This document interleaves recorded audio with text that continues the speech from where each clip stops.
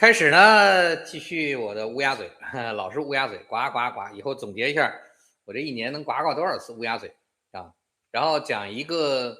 我覺得意義很大，但是事情比較小的相關的一個事情啊。這樣的話呢，大家反正都自己有自己的感覺吧。小事兒。我在川普访华以前，訪問中国以前就說了。如果這一次川普没有能從中共國拿到他預期想要的貿易成果，按照川普的個性，他是一定會報復傻逼習近平的。結果呢，還不到2周的時間這個報復就開始應驗了他確實就開始報復了在整個川普訪問中國的過程中呢，我覺得這個傻逼習近平應該是讓川普明確看到了台灣對於習近平的重要性既然這個傻逼習近平這麼看重台灣，那台灣的問題呢，就肯定要成為川普給中共最多顏色的一個重要領域。還有很多小粉紅或小五毛留言說川普回美國就講了不會賣給台灣武器，怕了中共。現在發這種謠言的人臉是不是已經被打腫了？美國的貿易代表和美國的众議院議長都公開講話，誇了賴清德總統說台灣要硬氣，同時警告了中共不要對台灣試圖動武接着呢，貿易代表众議院議長之後呢，5月20號美國的国務院發言人再次对媒體說，我們期待與賴清德及我們的台灣夥伴持續合作，以推進雙方的共同利益，並維護台海的和平與穩定，同時敦促中國停止對台灣的施壓，轉而進行有意義的對話到這個時候呢，基本是算對傻逼習近平啪啪打臉出來的呢，貿易代表也好眾議院議長也好，白宮發言人也好你不是在乎台灣問題嗎？中共不是覺得這個很重要嗎？那麼美國政府一個個出来表態，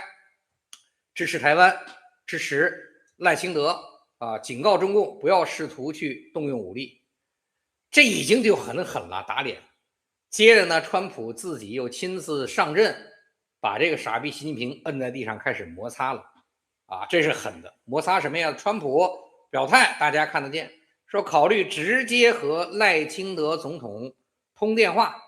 直接溝通台灣的武器軍售問題這一點太牛逼了這一點真的太牛逼了。大家知道是這樣的，在國際關係上，一個國家對另一個國家獨立主權地位的認可，我怎麼叫認可你是獨立主權國家呢？從什麼開始？就是一個國家的首腦，比如像美国，就是美国的總統直接和另一個國家的首腦進行溝通，而不是让這個國家其他什麼底下部門的人去聊什麼天，是我是总統，你也是总統，咱們直接溝通。那這種情況下就等於我默認你這個國家獨立主權地位比如說像1971年美國跟中共国没有外交關係的時候，先是基辛格秘密的訪問中共國，然後回國把情報匯報給美國總統尼克松，最終尼克松總統確認可以跟中華人民共和國主席毛澤東直接進行溝通，溝通的方式是訪問中共國，這時候才算是美國承認了中共國的獨立主權國家地位。雖然協議是後面簽的，但是一直接產生溝通，基本上就算是開始確認了。那在台灣問題呢，從美國和中共國建立了外交關係以後，47年的時間裡，就再也沒有美國的國家的最高領導人和台灣的中華民国的最高領導人這樣產生直接的溝通了。由此呢，等於是美國主動在國際上对中華民國的獨立主權國家地位模糊對待。雖然上一次川普在當選總統後，也跟當時的中華民國總統蔡英文直接進行過電話溝通，但是川普打電話的時候，他還沒有正式就職美國總統，還算個白丁，所以跟蔡英文打電話，程序上不屬於美國總統，跟中華民國的總統直接进行沟通。但就算是这样，当時这個事情已經叫震動世界了啊，中共反響特別激烈啊，因為那個時候啊已經選舉川普要當總統了，所以呢等於打這個電話，就從尼克松開始，美國對待台灣中華民國這個問題上啊逐漸展現自己比較清楚的態度。此後2022年啊，美國政府的3號人物眾議院議長佩洛西訪問了台灣，正式訪問。這個時候讓美國對待中華民國主權國家的地位問題上又清晰了一些，但是都沒有把最後的迷霧遮開啊。對這2次川普的通話、佩洛西的訪台，中共都超級震怒，咱們都知道啊，有印象。外交領域大量進行了恐嚇、威逼利誘等等，沒有任何效果啊。所以呢，川普和佩洛西行為為什麼引起了中共這麼着急的反彈？就是因為中共試圖讓國際社會認可台灣是中共國的一部分，這個觀點在這2個人的行為中被嚴重的打擊了。但是呢，這2個人還不能完全代表美國政府，所以我講了啊，在台灣問題上，這等於多少還給中共留了一個遮羞布。那麼如果這次川普總統真的和賴清德總統直接進行了電話溝通，這就是美國和中共國建交47年以來第1次美國總統和中華民國總統直接進行正式溝通，具有強大的歷史意義，明白吧？啊，這可以看成是實踐行為上，美國政府已經把中華民國當作是獨立主權國家進行對待了。也就是這2個獨立主權國家之間在討論一些相關的問題，有2個國家總統直接電話進行確認啊，這樣子中共在台灣問題上最大的遮羞布就等於完全被川普遮開了、掀開了。所以美國政府明確把台灣問題，也就是中華民國當作獨立的外交夥伴展開外事活動的時候，中共所謂的台灣是中共國不可分割一部分的言論就等於整體被打碎了啊！伴隨川普這個行為，相信整個西方國家、社會國家，包括亞洲的國家，日本啊，甚至於韓國等等，可能都開始出於各種目的，國家元首啊、政府代表直接有什麼事兒就跟，比如說台灣的賴清德總統進行直接的溝通，甚至國事訪問啊。那麼中共在台灣問題上所謂畫的最初的紅線，川普這個電話只要在當總統的時候打過了，那這個紅線就被踏過了啊！這是川普這次訪問中共國以後用真實行動給傻逼習近平最好的一個答案，我叫按在地上摩擦啊！那麼為什麼現在川普還沒有確認？我馬上什麼時候跟賴清德總統打電話啊？說我認為我會跟賴清德打，但沒說什麼時候，應該還是在看老商人嘛。還是在看這個傻逼習近平的態度啊！我開篇就講了烏鴉嘴，不滿意啊，不滿意啊！所以呢，這個時候呢，他看看這個傻逼習近平會不會大規模追加對美國的貿易訂單啊？會不會簽署稀土對中共國的長期全面轉讓協議啊？包括對芬太尼的前体，也就是芬太尼的原材料，會不會出台真正的堅定封鎖的政策等等？這些東西可能會讓川普改主意。但是如果沒有啊，那麼就等着吧啊！什麼時候川普跟賴清德的這個電話打過，以及對中共實施301調查以後發表懲治的結果，那麼就完全翻臉了，好吧啊？為什麼會出現這樣的一個情況呢？應該我覺得是這個傻逼習近平，包括整個中國共產黨，特別是習近平，在川普這次訪華之前，應該對美國政府本身對中共國的態度認知啊，包括要對中共國採取的措施都有嚴重的誤判，以至於在川普訪華前，中共太高調的宣傳，當然他也不得不宣傳，但是太高調的宣傳這次美中的溝通裡面最重要，中共要說的就是台灣問題，官媒全都在嚷嚷啊，所以在川普離開中共國之後，這些官媒都啞火，不知道該說什麼了，很尷尬。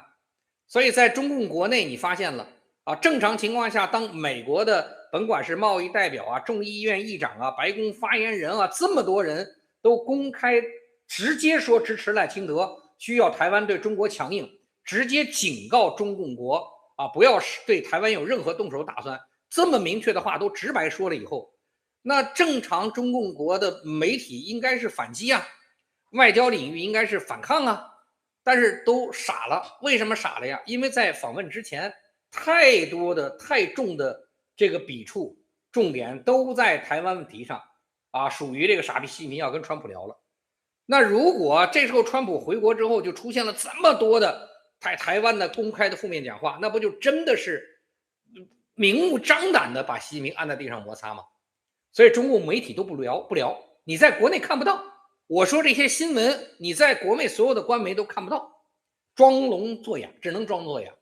但是對於川普說要打電話這個事兒，沒辦法了啊，畢竟中共的外交部有定期的例行新聞發布會，這個話題跳不過去，這太歷史性的一個話題了。川普說要打電話。所以昨天5月21號，中共的外交部發言人郭家坤在例行記者會上，不是專門開的例行記者會上，回答記者關於這個問題提問時說什麼？繞不過去，你要不回答那全是這個問題。說中共堅決反對美國同台灣地區開展官方往來，原話啊，堅決，這第一個啊，堅決反對美國同台灣地區開展官方往來，這可是幾十年來第一次說的啊，先聽這話啊。堅決反對美國向台灣出售武器，敦促美方慎之又慎地處理台灣問題，停止向台灣分裂勢力發出錯誤信號啊，兌現中美元首會晤時的承諾。他媽什麼川普都沒說，怎麼就叫承諾了呢？這睜眼說瞎話，維護中美關係的穩定啊。這裡面第一句話特別厲害，無法逃避，就是美國與台灣進行官方往來，正式官方往來。堅決反對。我剛才一直在講，兩國領導人直接溝通，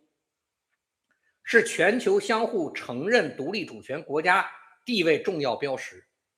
啊，所以這個電話真的打了啊，最起碼代表美國已經把台灣不能說就是全部列為官方，也是半官方的獨立政治實體了啊，沒辦法。所以呢，目前的我們看到的結果啊，截止到我今天講的時候看到的新聞。前面10分鐘我還在看，中共並沒有採取除了外交部例行記者發布會以外，任何對這些事情的反擊措施。這一點跟當年川普打電話和佩洛西訪問台灣完全不一樣，就是啞了、傻了。就當年是瘋狂的、激烈的反對啊。上次我講了政治不穩，但是現在這些東西都這樣了。完全就傻掉了啊！緊接着，中國國內有很多學者，大學裡的學者在媒體上發表言論啊，咱也不知道這是小粉紅還是憋着壞呢啊！這裡也是很多人公開說呢，媒體不說，不是你官媒不說，但是底下的這些社會民眾不行啊，說如果這次通話真的進行了，就算是美國明確突破了中共的反分裂國家法第8條劃定的紅線跟台灣的紅線，這種情況下，中共必須且只能選擇盡快對台灣實現武裝統一這一條路，否則台灣將很快成為國際上大量西方國家和眾多發達國家共同認可的獨立主權國家啊！咱們不管這些人是小粉紅還是這些人憋着壞呢，但是民間有一大股力量都認為這個行為極其可怕。川普的這個行徑，如果電話真打了，就算是踏過紅線，中共就只能動武了啊。那這個言論之下，看下面遊戲就怎麼演了啊。目前遊戲主動權完全在川普手裡啊，因為川普這次訪問中共國之前，從放出要去做貿易而不是國事訪問的消息開始，就已經不斷把這個習近平在地上摩擦了。我講了10全10美10件事，這些事兒傻逼習近平都沒有反擊，沒有任何中共國媒體公開表達不爽，但是川普回了美國也沒消停，繼續幹，因為在中共國幹的所有的事兒啊，你想讓國務卿穿成那樣的一個衣服，哇塞，都會是这盧比奧那個衣服都是這麼一個效果。我覺得應該是傻逼習近平的反饋給了川普極大的信心，就認為這個傻逼習近平還可以有底線承受美國給中共更大的压力啊。我講了，畢竟是商人嘛，一聊就知道了啊。所以呢，如果這次訪問中啊，傻逼習近平明確對於川普的言論表達了不爽的情緒，甚至半公開翻臉啊，我相信川普應該不會在回國以後還會整個政府各階層全面去刺激習近平啊，拿着這傻逼最痛最關注的台灣問題下手。但是在刺激了那麼多，摁了那麼多，習近平沒反饋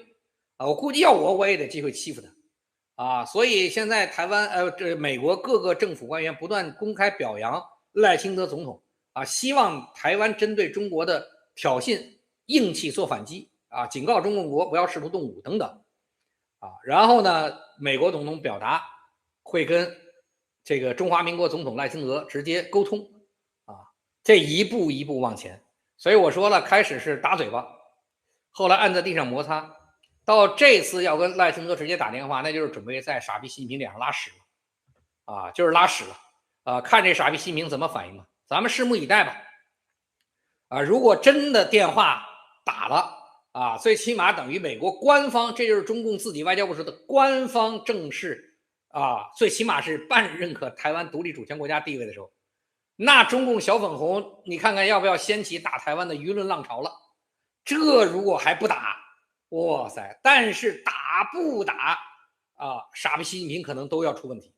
不打啊，那政權就更不穩了啊，党內地位怎麼保？怎麼这樣了你還不打？那他媽台灣肯定就丟了，誰都看見了丟了，中共不得亂？打台灣，那估計首先打死的都是自己人。啊，畢竟中共軍中肅清的張幼俠等30位左右上將的餘毒，肅清張幼俠等30位左右上將的余毒，啊，那估計10年內都很難完成。你肃不清軍隊中這麼多人的餘毒，那這個軍隊拿到真正打的武器給誰就不知道了，好吧？啊，所以上次我講這個川普訪華10件事，摁在地上摩擦。說不再講了，結果沒想到還有這麼精彩的花絮。總統和總統之間要直接打電話，好吧？啊，到這裡估計有小五毛、小粉紅說：“老翟，你胡說八道！”美國海軍代理部長啊，曹洪昨天說了，議會裡面說的啊，為了即將跟伊朗發生的戰爭啊，對台灣的軍售要暫停啊。對，人家他媽說的沒問題，你有什麼可激動的？那打伊朗，你別說伊朗這麼大的國家要把武器裝備都用在這兒，你中共前一段時間你他媽新聞官媒說了半天，美國沒裝備沒武器，打伊朗都打光了，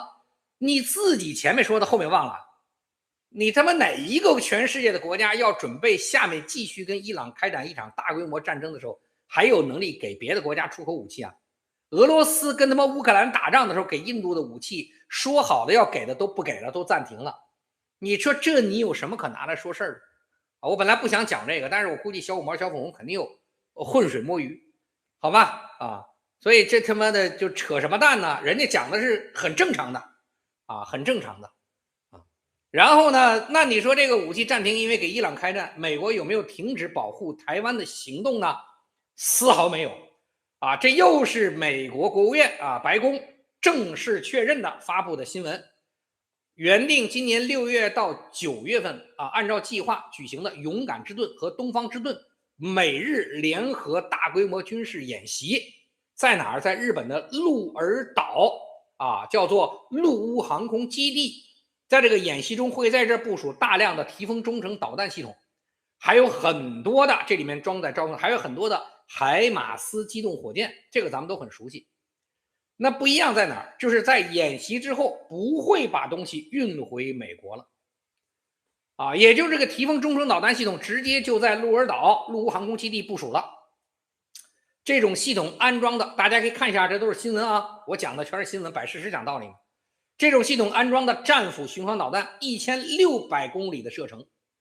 啊，人家自己新聞裡寫的啊，可以輕易覆蓋台灣海峽、台灣島全區域、巴士海峽、中共東南沿海、福建、廣東、浙江等地所有軍事基地與港口。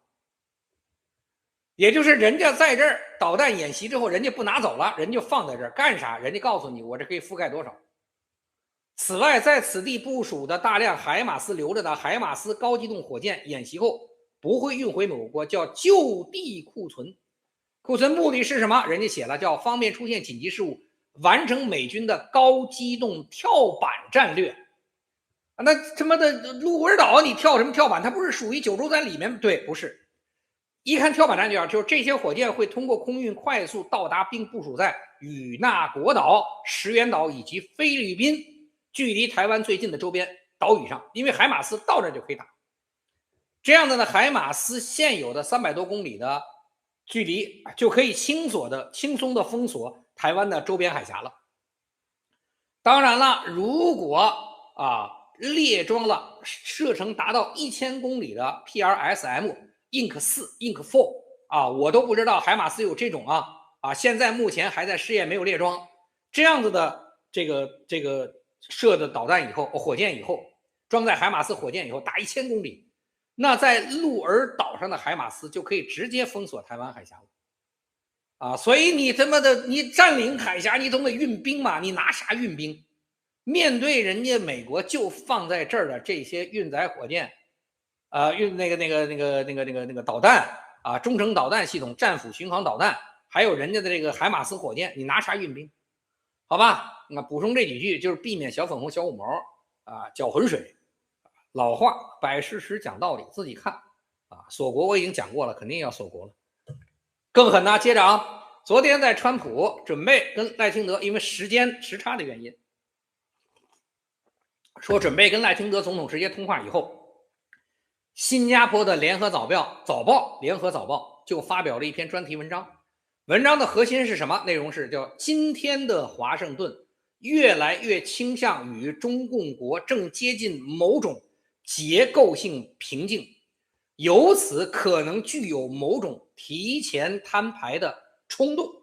而北京則越來越擔憂美國正利用仍佔據優勢的各種體系對中共國展開長期圍堵。表面上雙方都在強調穩定，卻都不真正相信穩定本身能夠長期持久大家看明白了嗎？台灣安全，台灣怎麼危險了呢？那胡說八道呢？台灣完全安全了，台灣一點問題都沒有。講半天了，打怎麼打？打了，習近平死得更快。剛才講那話沒聽見是吧？30位上將，張又俠帶頭的30位上將，整個軍中的流毒，懂什麼叫四人幫流毒嗎？習近平什麼時候肅清？10年肅不清。這些軍隊拿了武器去打誰？怎麼打台灣？誰去打？人去打還是拿嘴皮子吹過去打？打什麼打？打不了，但是就怕什麼難受？他媽不打他也得死，因為給小粉紅天天傳的。習近平來的時候新聞還在這傳的你們的政治也靠打台灣穩定，好吧？講這個新加坡這個聯合早報寫的，那麼就明白了這個核心內容就跟我上次直播說的中共的超限戰、滲透戰正在讓西方不得不展開全面圍剿中國的計劃和行為講的其實主要表達的內容幾乎是一致的川普要跟賴清德直接打電話，被聯合早報描述為華盛頓對北京產生提前攤牌的衝動在我的理解裡，川普做的事兒華盛頓做的這個事兒不是什麼提前攤牌的衝動，而是早就應該做的事情現在做只能是亡羊補牢，好吧中共為什麼叫亡羊補牢不是說你冲他們，因為中共今天變成這樣的一個結果，養虎為患，責任都是西方國家幹的，養虎為患的結果，不管是短視貪婪還是 daydream 白日夢因為從中共宣揚所謂的改革開放以後到現在，實際上這個流氓政府，中共這個流氓政府通過自身的行為，在西方国家的配合下，給全世界用幾十年的時間展示了一出真正的農夫與蛇的故事就是這麼着。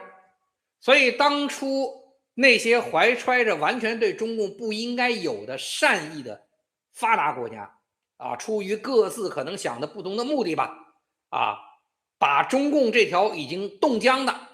本來應該伴隨解體的蘇聯一起解體的毒蛇給溫暖活了。然後現在被這條毒蛇狠狠咬了很多口，所以某种程度我講最多叫亡羊補牢，活該。農夫與蛇現實版的。當年西方這些國家甭管是傻傻的按照自己國家和政黨的運行邏輯，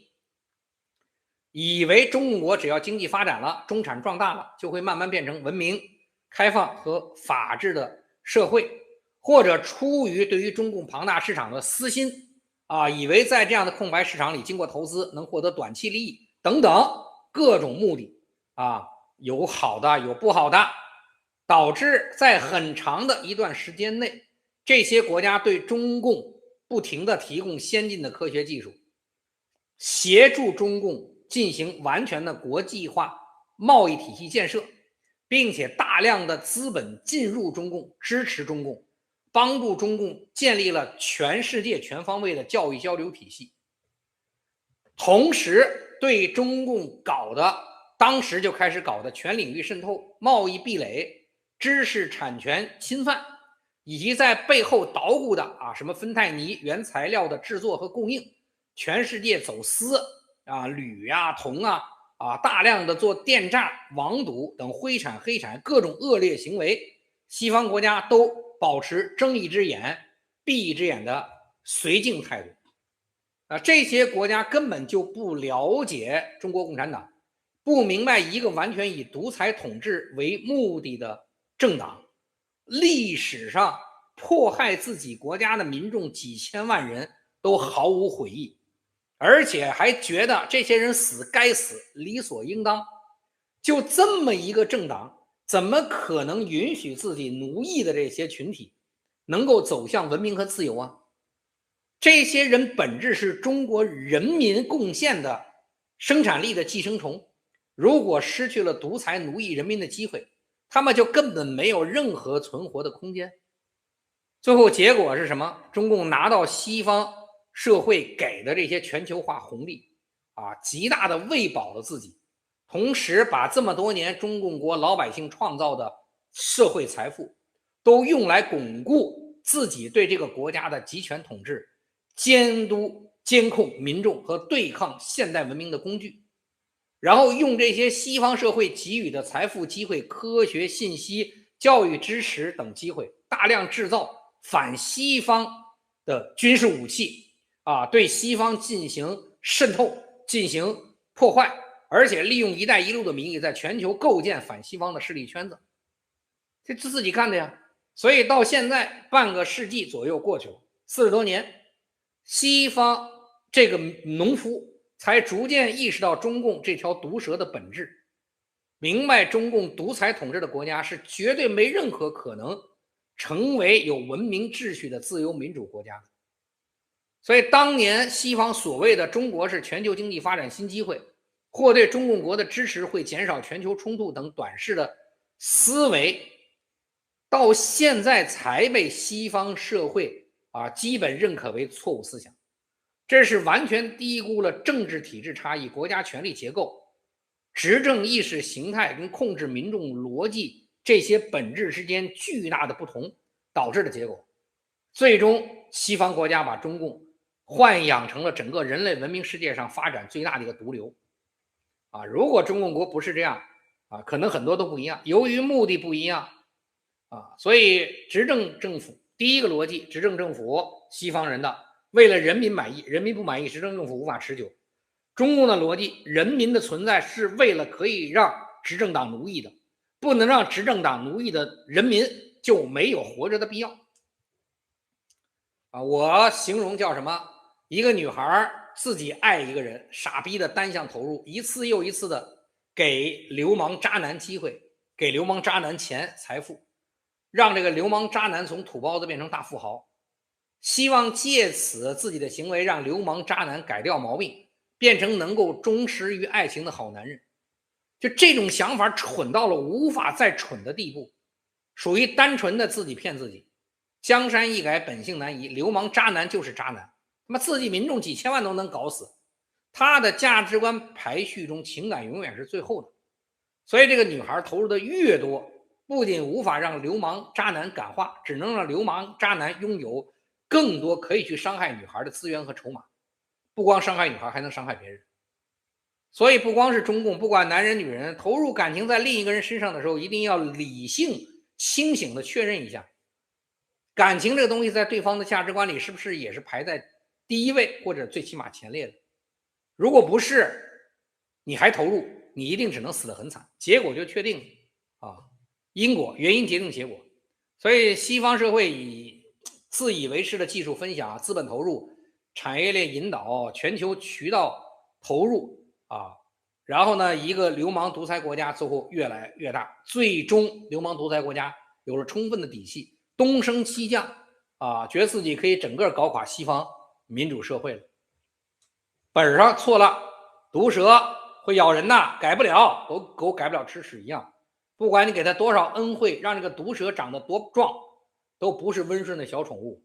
都會咬你，天性決定的，改不了，好嗎？啊，